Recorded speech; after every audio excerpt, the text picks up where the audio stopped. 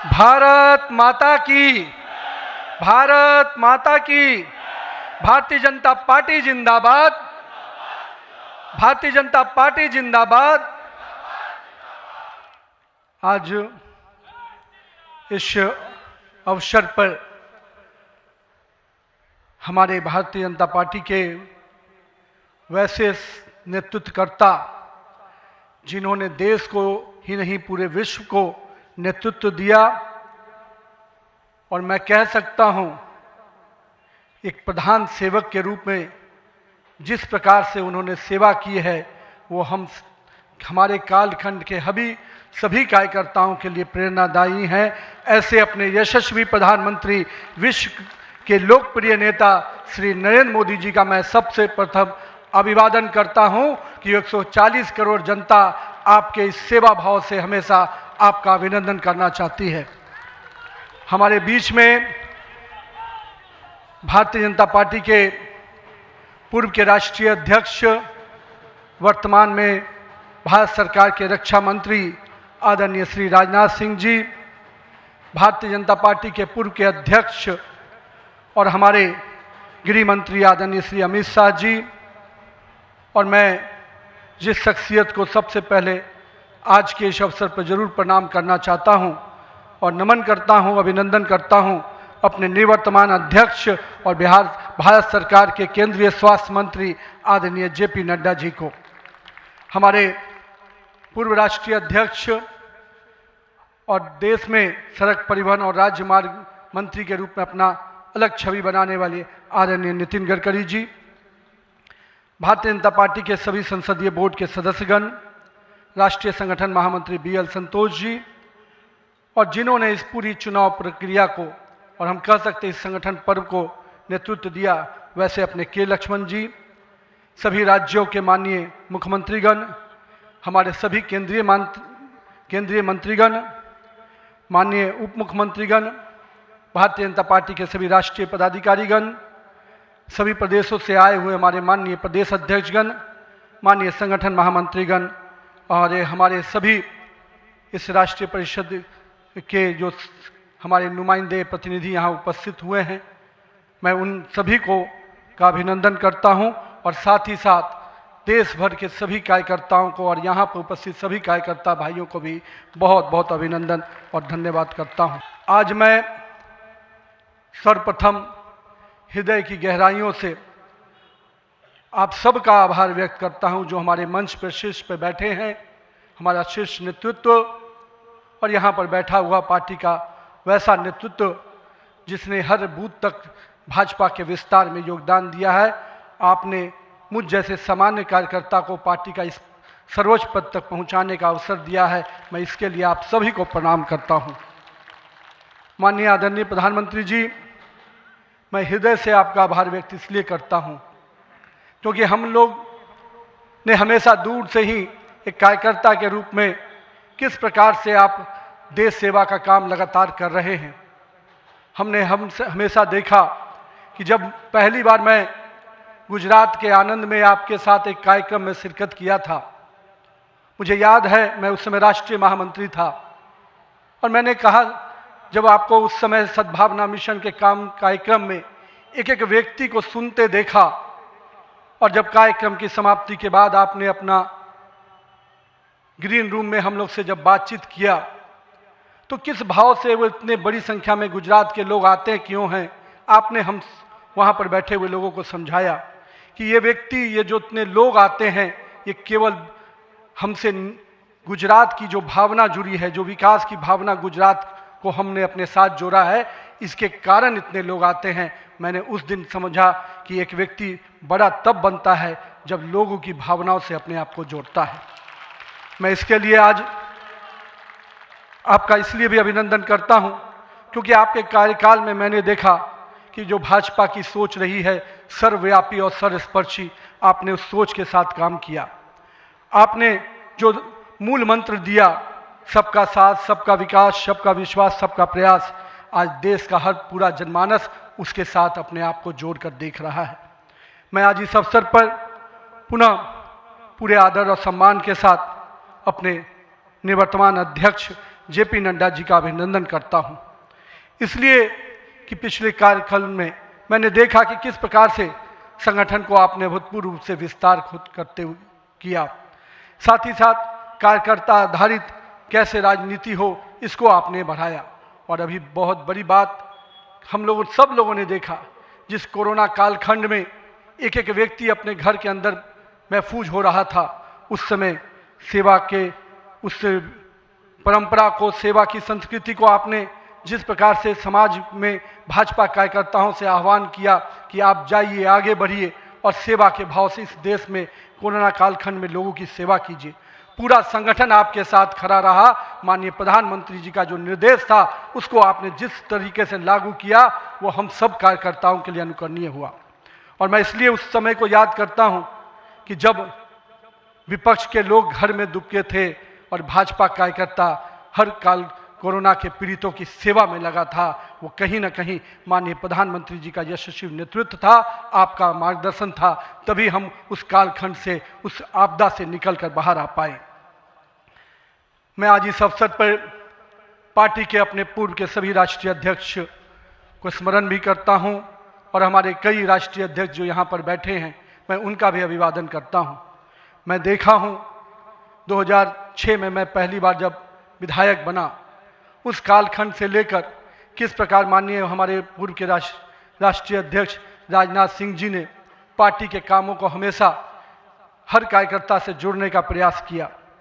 मैंने जब नितिन गडकरी जी को देखा तो मैंने देखा कि किस प्रकार से संगठन के हर मोर्चा और सेल को उन्होंने गढ़ने का काम किया। और मैंने जब गृह मंत्री जी को राष्ट्रीय अध्यक्ष के रूप में देखा तो बूथ तक के कार्यकर्ताओं की चिंता करते हुए मैंने उनको देखा। मैंने उनको इस रूप में देखा कि किस प्रकार से आज पार्टी का जिस स्थान पे हम लोग आज खड़े हैं, कार्यालय कार्यकर्ता के लिए मैं कह सकता हूं तीर्थ स्थान होता है, और जहां से कार्यकर्ता अपनी ताकत पाता है, उस कार्यालय को भी आपने किस प्रकार से पूरे देश में एक निर्माण करने की योजना बनाई। और आज हर बूथ का कार्यकर्ता अपने आप को उस तीर्थ पर जाकर अपने आप को धन्य महसूस करता है। मैं आज अपने पूर्व के सभी राष्ट्रीय अध्यक्षों को इस अवसर पे बहुत बहुत अभिनंदन करता हूं और साथ ही साथ उन सब को स्मरण करते हुए उनका आभार व्यक्त करता हूं कि उन्होंने पार्टी को इस मुकाम तक पहुंचाने में बहुत बड़ा योगदान दिया है।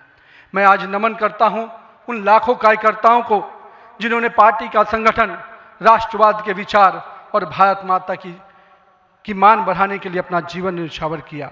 आज उनकी तपस्या और त्याग ही है का परिणाम है कि आज पार्टी इस ऊंचाई तक पहुंच पाई है। मैं उस भूमि से आता हूं जहां महात्मा बुद्ध, महावीर, चाणक्य, सम्राट अशोक, आर्यभट्ट, गुरु गोविंद सिंह, जेपी, राजेंद्र बाबू और जननायक कर्पूरी ठाकुर की वो भूमि को भी मैं नमन करता हूं, उस पाटलिपुत्रा की भूमि को भी नमन करता हूं। साथ ही साथ इस अवसर पे मैं अपने माता और पिता को भी निश्चित रूप से स्मरण करते हुए उनको नमन करता हूं, क्योंकि कहीं ना कहीं आज मेरे व्यक्तित्व में किसी एक शख्सियत का मैं मानता हूं तो निश्चित रूप से मेरे माता पिता का संस्कार, पार्टी का विचार और कहीं ना कहीं मेरे बड़ों का मार्गदर्शन मुझे यहाँ तक पहुँचाया है और मेरे कार्यकर्ताओं का स्नेह मुझे यहाँ पर पहुँचाया है। आज के दिन मैं अपने क्षेत्र की जनता को भी प्रणाम करता हूँ, जिसने मुझे एक विधायक के रूप में चुना जरूर, पर संगठन ने मुझे जिस प्रकार से गढ़ने का काम किया, आज मैं इसी कारण से उस जनता के आशीर्वाद और पार्टी के मार्गदर्शन के कारण यहाँ तक पहुँच पाया हूँ। आज का क्षण मेरे लिए संकल्प का क्षण है। आज सिर्फ एक पद को धारण नहीं कर रहा हूँ, मैं पार्टी के इस विचार को, परंपराओं को, एक राष्ट्रवादी आंदोलन की जिम्मेदारी को स्वीकार कर रहा हूँ। और मैं इस अवसर पर साथ अपने सभी वरिष्ठ कार्यकर्ताओं को भी प्रणाम करता हूँ।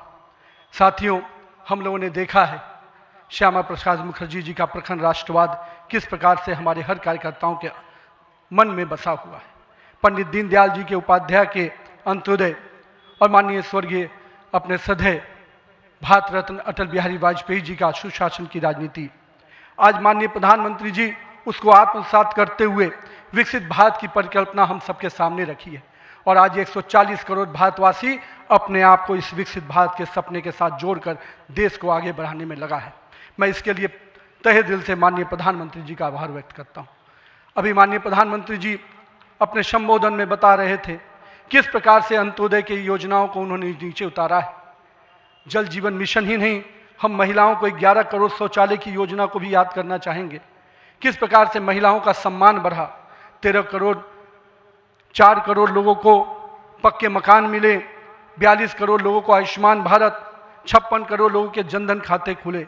मुझे आज भी याद है जब जनधन खाता खोलाने की बात हो रही थी तो कई लोग देश में, जब हम भाजपा के लोग इसको आगे बढ़ा रहे थे तो लोग हमारा मजाक उड़ा रहे थे।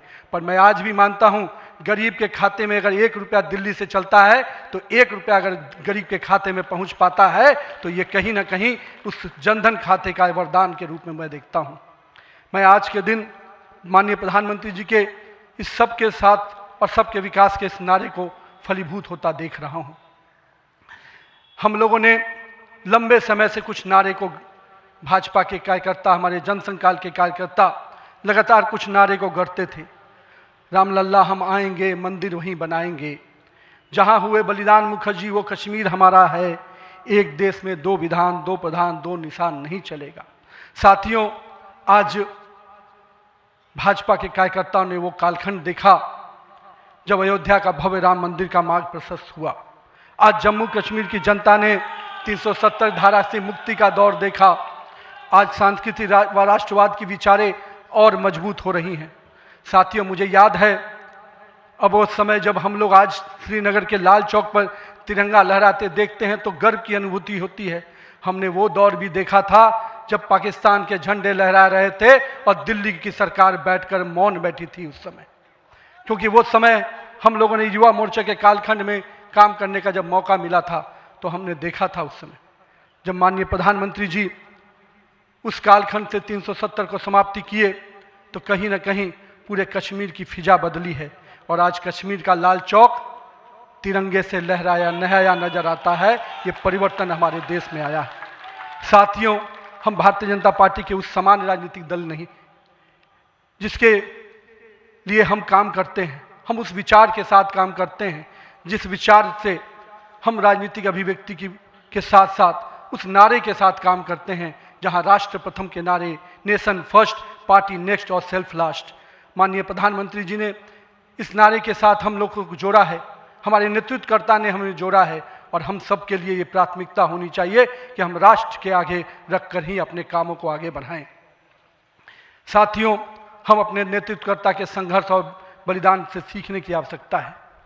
ये हम वैसे राजनीतिक दल के लोग हैं जहां राजनीतिक सत्ता नहीं साधना है, राजनीतिक भोग नहीं त्याग है, राजनीतिक ऐशो आराम नहीं तपस्या है, राजनीतिक कोई पदभार नहीं उत्तरदायित्व है। तो आइए हम सब कार्यकर्ता इस संकल्प के साथ अपने नेतृत्वकर्ता के इस परिश्रम और पुरुषार्थ के साथ अपने आप को जोड़े। मेरे प्रिय कार्यकर्ता साथियों, यदि भाजपा आज विश्व की सबसे बड़ी राजनीतिक दल बनी है तो इसका मुख्य कारण हमारा प्रेरणादायी नेतृत्व है, हमारा विचारधारा है और हमारे लाखों कार्यकर्ताओं का मेहनत है। वो कार्यकर्ता जो बिना फोकस में आए अनवरत काम करता है, वो कार्यकर्ता जो कठिन से कठिन परिस्थिति में भी भारत का ध्वज झुकने नहीं देता है, वो कार्यकर्ता जो सीना ठोक के कहता है तेरा वैभव अमर रहे माँ, हम दिन 4 रहे न रहे। आइए इस भारत की कल्पना को जो माननीय प्रधानमंत्री नरेंद्र मोदी के नेतृत्व में लगातार हम आगे बढ़ रहे हैं, आज हम भी उस परिकल्पना के साथ अपने आप को जोड़ें। हमारे नेताओं कार्यकर्ताओं का परिश्रम ही है जो आज हम यहाँ तक पहुँचे हैं, लेकिन वर्तमान पीढ़ी को भी अपने हिस्से का त्याग, तपस्या और पुरुषार्थ करना होगा, क्योंकि विकसित भारत के अगर संकल्प को सिद्धि तक पहुँचाना है, एक ऐसा भारत जहाँ समृद्धि भी हो, सशक्त भी हो, समरस भी हो, आत्मनिर्भर भी हो, तो हमारे कालखंड के कार्यकर्ताओं को भी अपने हिस्से का पुरुषार्थ, त्याग और तपस्या करना पड़ेगा। साथियों, हमारे प्रधानमंत्री जी ने हमेशा अलग अलग समूहों की बात की। अमृतकाल के लिए 4 समूहों की जो बात की उसमें युवा, महिला, किसान और गरीब है। हमें अब इन नई पहचानों के साथ आगे बढ़ना है, तभी हम आधुनिक, प्रगतिशील और विकसित भारत की कल्पना को साकार कर पाएंगे।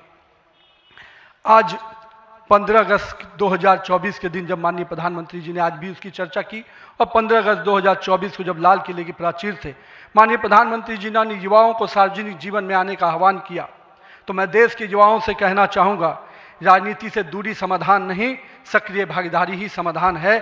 आइए एक सकारात्मक राजनीति के लिए युवाओं को आगे आने की आवश्यकता है। लेकिन साथ ही साथ मैं युवा साथियों से कहूँगा, मेरे भाइयों, राजनीति शॉर्टकट नहीं है, राजनीति 100 मीटर का रेस नहीं है, राजनीति लॉन्ग मैराथन है, जहां स्पीड का नहीं स्टेमिना का टेस्ट होगा। तो आइए राजनीति के इस पिच पर हम अपनी जड़ों को मजबूत कर कर काम करें।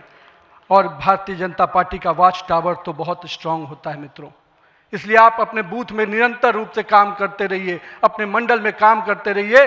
भाजपा का वॉच टावर, भाजपा का केंद्रीय नेतृत्व इतना मजबूती तरीके से हर पारी से नजर रखता है, कहीं ना कहीं आपको भी उस मुकाम तक पहुंचाएगा। साथियों, आज जब भारतीय जनता पार्टी के कार्यकर्ता, माननीय प्रधानमंत्री जी अभी हम सबको बता रहे थे कि किस प्रकार से पंचायत से पार्लियामेंट तक का सफर के लिए हर एक कार्यकर्ता लगे, हम आज इस अवसर पर जहां केरल, महाराष्ट्र, गोवा और अरुणाचल प्रदेश के स्थानीय निकायों में हुई शानदार जीत के लिए अपने सभी कार्यकर्ताओं को और उस क्षेत्र की जनता का भी आभार व्यक्त करते हैं। लेकिन मित्रों, अगर पंचायत से पार्लियामेंट का सफर तय करना है और लगातार हर जगह पर भारतीय जनता पार्टी का परचम लहराना है, तो हमको अपने समय के लिए पूरा मेहनत और परिश्रम की पराकाष्ठा करनी होगी। चूंकि अगर 2047 का विकसित भारत बनाना है, तो हमको भी अपने पूरे मेहनत और परिश्रम के साथ उसमें जुड़ना होगा। साथियों, हाल में हमने देखा किस प्रकार से तमिलनाडु के एक पहाड़ी के पवित्र कार्तिकेय दीपम को रोकने का प्रयास विपक्षी दलों के द्वारा किया गया। यह नहीं है कि इसे रोकने के लिए विपक्ष के लोगों ने साजिश नहीं की। हमें याद है, हम लोग अभी हाल में देख रहे थे किस प्रकार से न्यायाधीश के विरुद्ध भी महाभियोग लाने का प्रयास किया गया। आज हम जब सोमनाथ की बात करते हैं और स्वाभिमान पर्व मनाने की प्रयास करते हैं, तो विपक्षी दलों के लोगों को तकलीफ होती है। हमारा मानना है कि इस तरह की परंपराओं को रोकने वाली ताकतों को परास्त करने की आवश्यकता है। राम सेतु के अस्तित्व को नकारने वाले, कार्तिकेय दीपम का विरोध करने वाली ताकतों को भारत की राजनीति में अब कोई स्थान नहीं मिल सकता, ऐसा हमें प्रयास करना है। साथियों, अगले कुछ महीने में तमिलनाडु, असम, बंगाल, केरल और पुडुचेरी में चुनाव होने जा रहा है और वहाँ की डेमोग्राफी की पूरी चर्चा हो रही है। किस प्रकार से बदले हुए डेमोग्राफी में वहाँ चीज़ें बदल रही हैं और हमारे लिए अपने आप में एक चुनौती है। लेकिन हम पूरी तरह से आश्वस्त हैं कि भाजपा का कार्यकर्ता अपने संघर्ष और परिश्रम के बल पर इन 5 राज्यों में सशक्त भाजपा का नेतृत्व प्रदान करने जाएगा। और हम हमेशा विश्वास करते हैं कि हमें अपनी आस्थाओं के केंद्र के लिए और सनातन परंपराओं को केंद्र को बचाने की लड़ाई अगर लड़नी है, तो निश्चित रूप से अपने देश को सुरक्षित रखने की लड़ाई लड़नी है, तो इन 5 राज्यों में हमें एक मजबूत ताकत बन के आना है। आज हमारे राष्ट्र की चेतना का उद्घोष का समय वंदे मातरम का 150वीं वर्षगांठ मना रहे हैं। वंदे मातरम का स्मरण आते ही मन में ऊर्जा और उत्साह बढ़ जाता है। हमें पूरा ध्यान में है कि एक एक व्यक्ति जब वंदे मातरम का जय घोष करता है, तो उसके अंदर से जो ऊर्जा आती है, वही ऊर्जा इस देश को आगे बढ़ाने में काम आती है। तो आइए हम सबको मिलकर 150वीं वर्षगांठ को हर जन जन तक पहुंचाएं, हर युवा तक पहुंचाएं, हर महिला तक पहुंचाएं, क्योंकि वंदे मातरम हमारे अंदर का वो विश्वास है जो इस देश के विकास के साथ जुड़ेगा।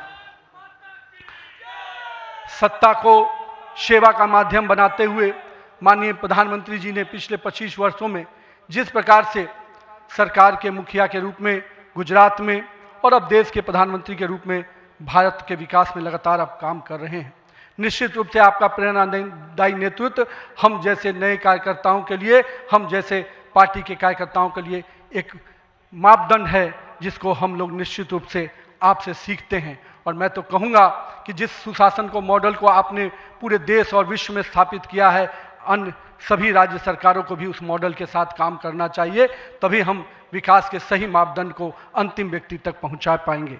आइए हम सब मिलकर विकसित भारत के संकल्प को पूरा करने की भागीदारी सुनिश्चित करें। एक शक्तिशाली गतिमान संगठन के साथ राष्ट्र निर्माण की इस यात्रा को नई ऊंचाइयों तक लेके चले। भारत माता की जय। वंदे मातरम।